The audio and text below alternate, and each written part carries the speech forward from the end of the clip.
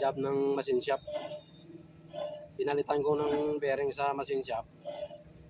Pagtakbo, piston up pa lang tumunog na. Kaya kailangan to ibalik sa machine shop. Ito ang swabe guys, oh. Yan. Walang ingay. Okay. Diba?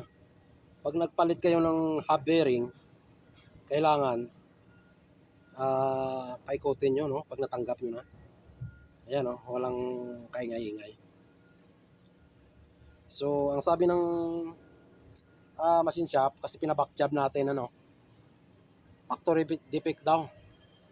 So, may ano naman sila, may points naman sila. Kasi yung parts na binili natin ay hindi magandang klase.